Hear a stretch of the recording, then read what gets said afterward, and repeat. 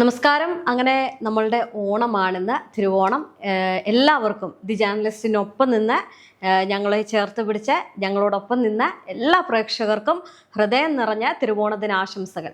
നമ്മൾ എല്ലാ ദിവസവും ഇറാൻ കണ്ടന്റ് ആണ് ഏറ്റവും കൂടുതൽ ഇടുന്നത്. ഇറാൻ കണ്ടന്റുകൾ അപ്ഡേറ്റുമായിട്ട് വരാറുണ്ട്. ഞാൻ ഇതൊക്കെ അതിനെ നിങ്ങൾ പൂർണ്ണമായിട്ടും സപ്പോർട്ട് ചെയ്യാറുണ്ട്.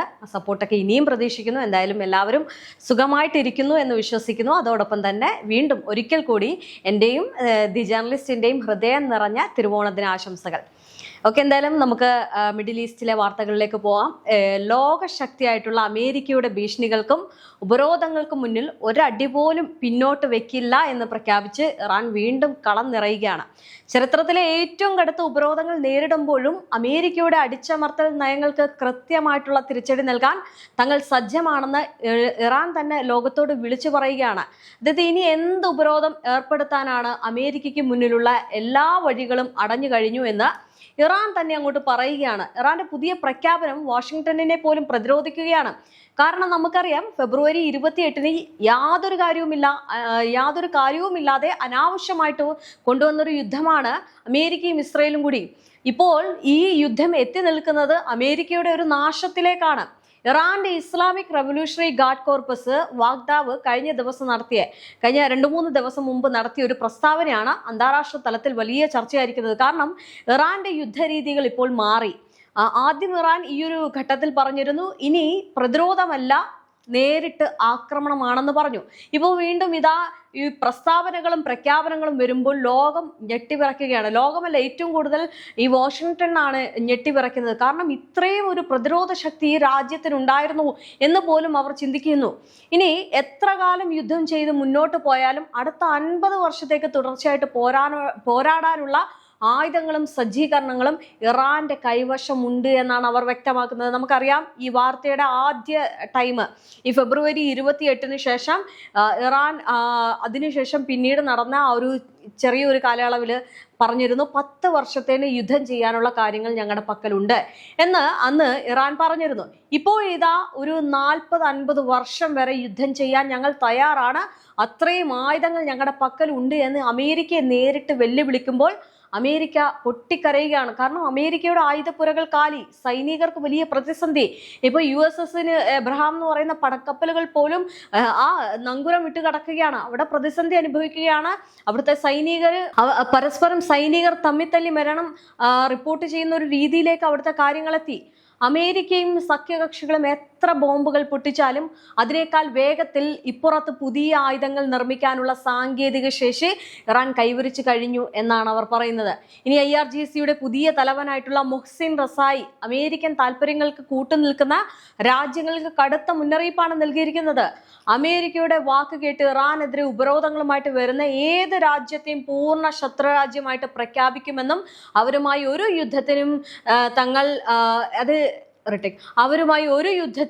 തങ്ങൾ മടിക്കില്ല എന്നുകൂടി ഇറാൻ വ്യക്തമാക്കുകയാണ്. പ്രത്യേകിച്ച് അമേരിക്കയുടെ സമ്മർദ്ദത്തിന് വഴങ്ങുന്ന ചില അറബ് രാജ്യങ്ങളെ ലക്ഷ്യം വെച്ചാണ് ഈ ഒരു ഇറാന്റെ ഭീഷണി എന്ന് പറയുന്നത്. ഇറാനെ ഒറ്റപ്പെടുത്താനുള്ള അമേരിക്കയുടെ ശ്രമങ്ങൾക്ക് ആഗോളതലത്തിൽ വൻ തിരിച്ചടിയാണ് ലഭിക്കുന്നത്. ഇറാന്റെ 80% വരുന്ന ഓയിൽ വാങ്ങുന്ന ചൈന അമേരിക്കയുടെ ഉപരോധ ഭീഷണികളെ പൂർണ്ണമായും തള്ളിക്കളഞ്ഞു കഴിഞ്ഞു. ഇറാനുമായുള്ള വ്യാപാര സാമ്പത്തിക സഹകരണങ്ങൾ ശക്തി മുന്നോട്ട് കൊണ്ടുപോകുമെന്ന് ചൈന പരസ്യമായിട്ട് പ്രഖ്യാപിച്ചു. ഇനി അമേരിക്കയുടെ ഹിറ്റ് ലിസ്റ്റിലുള്ള റഷ്യ ആകട്ടെ വാഷിംഗ്ടണിന്റെ ഒരു നിർദ്ദേശവും വില പോകില്ല എന്ന നിലപാടിലാണുള്ളത്. അതായത് ഒരു രാജ്യം അഹങ്കാരവുമായിട്ട് വന്നപ്പോൾ അതിനെ പത്തി മടക്കി കൊടുക്കുന്ന രീതിയിലേക്ക് ഇറാൻ എടുത്ത നയങ്ങളാണ് ഇവിടെ ലോകം കാണുന്നത്. ഇപ്പോൾ ഇറാന്റെ ഭാഗത്തു നിന്നുണ്ടായ ആക്രമണങ്ങളിൽ പല ഗൾഫ് രാജ്യങ്ങൾക്കും നാശനഷ്ടങ്ങൾ ഉണ്ടായിട്ടുണ്ട്. അത് ആര് വരുത്തി വെച്ചതാണ്?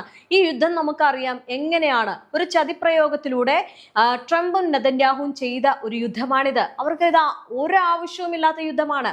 അവിടെയാണ് ഇന്ന് ഇറാന്റെ വലിയൊരു വിജയം ലോകം കാണുന്നത്. ഈ വിജയം എന്ന് പറയുന്നത് പ്രതിരോധ ശേഷി. ഈ അമേരിക്കൻ സമ്മർദ്ദങ്ങൾക്ക് വഴങ്ങി ഇന്ത്യ പലപ്പോഴും ആടിയുലയുന്ന കാഴ്ച നാം കണ്ടിട്ടുണ്ട്. അന്താരാഷ്ട്ര എണ്ണ വ്യാപാരത്തിന്റെ ജീവന രക്തമായിട്ടുള്ള സ്ട്രെയിറ്റ് ഓഫ് ഹോർമുസിൽ ഇറാൻ തങ്ങളുടെ പിടിമുറുക്കുകയും ചെയ്യുന്നുണ്ട്. ഈ വഴി കടന്നു പോകുന്ന കപ്പലുകളിൽ നിന്ന് ടോൾ ഈടാക്കാനുള്ള കർശനമായിട്ടുള്ള പ്രൊവിഷനുകൾ ഇറാന്റെ കൗൺസിലുകൾ പാസാക്കി കഴിഞ്ഞു. കഴിഞ്ഞ കുറച്ച് ദിവസങ്ങൾക്കുള്ളിൽ ഇറാന്റെ വിലക്ക് ലംഘിച്ച് ഈ വഴി കടന്നു പോകാൻ ശ്രമിച്ച UAE ഉൾപ്പെടെയുള്ള അറബ് രാജ്യങ്ങളുടെ 48 എണ്ണ കപ്പലുകളാണ് അറബ് രാജ്യങ്ങളുടെ 48 കപ്പലുകളുടെ പൂർണ്ണ വിവരങ്ങൾ ഇറാൻ പുറത്തുവിട്ടിട്ടുണ്ട്. ഭാവിയിൽ ഇറാന്റെ അനുമതിയില്ലാതെ ഈ ഒരു അതിർത്തി കടക്കാൻ ശ്രമിച്ചാൽ കപ്പലുകൾ മുക്കിക്കളയുമെന്നാണ് ഇറാന്റെ കടുത്ത മുന്നറിയിപ്പ്. ഇനി ഇറാന്റെ ആണവ നയങ്ങളിൽ വൻ മാറ്റം വരുത്തിയതായിട്ടാണ് സൂചനകൾ വരുന്നത്. മുമ്പ് ആണവായുധങ്ങൾക്കെതിരെ ഈ ഹത്വ പുറപ്പെടുപ്പിച്ചിരുന്ന പരമോന്നത നേതാവിന്റെ വിയോഗത്തിന് ശേഷം ഇറാൻ തങ്ങളുടെ ആണവ പദ്ധതികൾ പുനരാലോചിക്കുകയാണ് എന്നുകൂടി പറഞ്ഞിരുന്നു. ഇറാന്റെ ആണവ നിലയങ്ങൾക്ക് നേരെ അമേരിക്കയും ഇസ്രയേലും നിരന്തരം ആക്രമണങ്ങൾ നടത്തുമ്പോൾ അന്താരാഷ്ട്ര അറ്റോമിക് എനർജി ഏജൻസികൾ പുലർത്തുന്ന മൗനമാണ് ഇറാനെ ഈ ഒരു തീരുമാനത്തിലേക്ക് നയിച്ചത്. സ്വയം പ്രതിരോധത്തിനായിട്ട് ആണവായുധ നിർമ്മാണത്തിലേക്ക് തിരിയുകയല്ലാതെ ഇറാന് മറ്റു വഴികളില്ലാത്ത അവസ്ഥയാണുള്ളത്.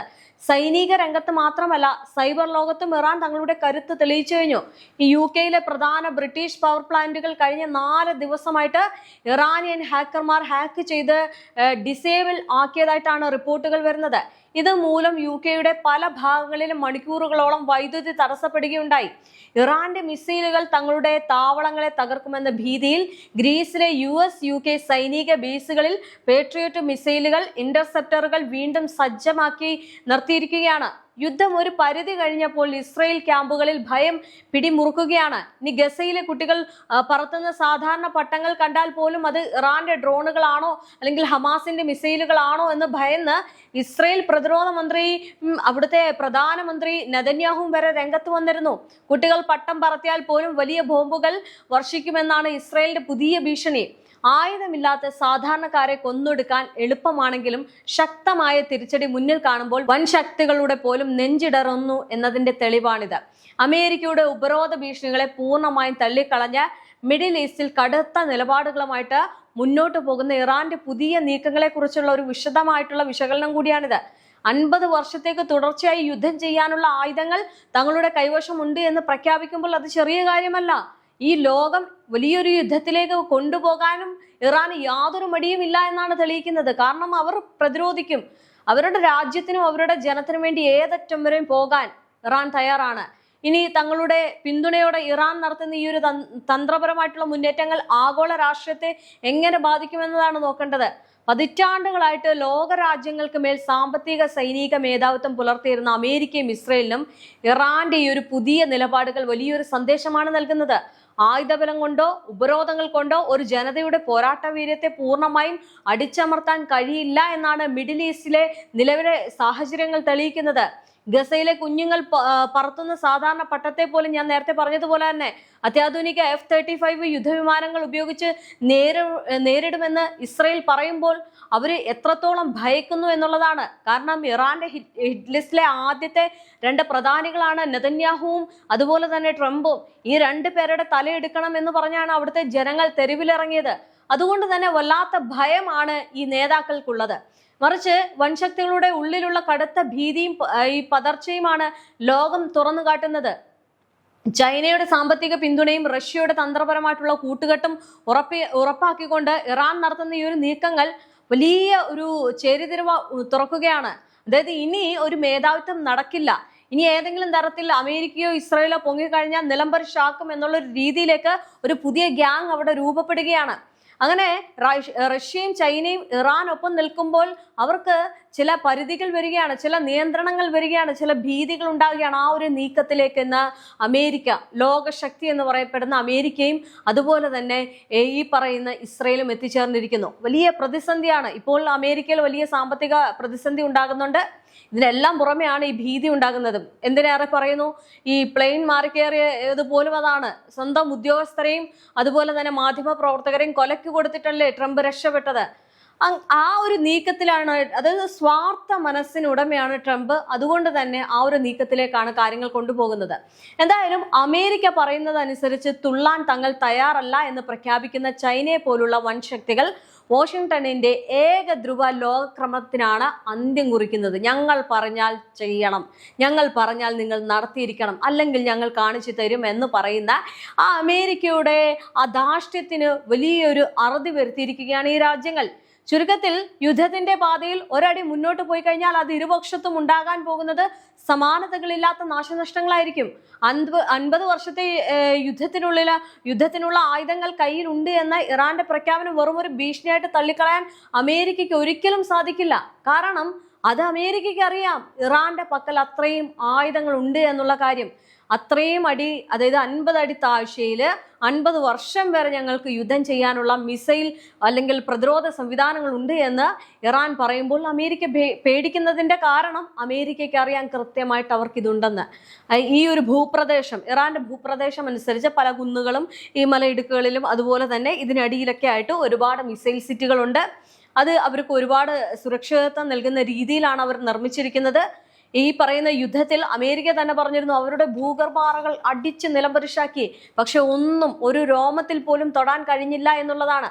ആ നീക്കത്തിലേക്കാണ് ഇറാൻ തങ്ങളുടെ പ്രതിരോധ ശേഷി വർദ്ധിപ്പിച്ചുകൊണ്ട് ലോകത്തിനു മുന്നിൽ തങ്ങളുടെ വീര്യത്തെ കാട്ടുന്നത്. ഇവിടെയാണ് ട്രംപും നെതന്യാഹുവും ഒരേപോലെ പതുങ്ങുന്നത്. എന്തായാലും ഈ ഒരു യുദ്ധത്തിൽ ട്രംപിന്റെ ആധിപത്യം മൊത്തം നിലച്ചിരിക്കുകയാണ്. ഇസ്രയേൽ ഒളിച്ചോടുകയാണ്, വളരെ ഭയപ്പെട്ടിരിക്കുകയാണ്. പട്ടത്തെ പോലും പേടിക്കുന്ന രീതിയിലേക്ക്, പട്ടത്തിന്റെ സിഗ്നൽ കണ്ടാൽ പോലും ഒരു പേടിച്ച് ഓടുന്ന രീതിയിലേക്ക് ട്രംപ് ഇന്ന് മാറിയിരിക്കുകയാണ്. അത്രയേറെ ഭയത്തിലൂടെ ഇരു രാജ്യങ്ങളും കടന്നു പോകുമ്പോൾ കാണാൻ സാധിക്കുന്നത് പ്രതിരോധ വീര്യത്തിന്റെ അളവറ്റ ഒരു ധൈര്യത്തെയും അവരുടെ മനോവീര്യത്തെയും തന്നെയാണ്.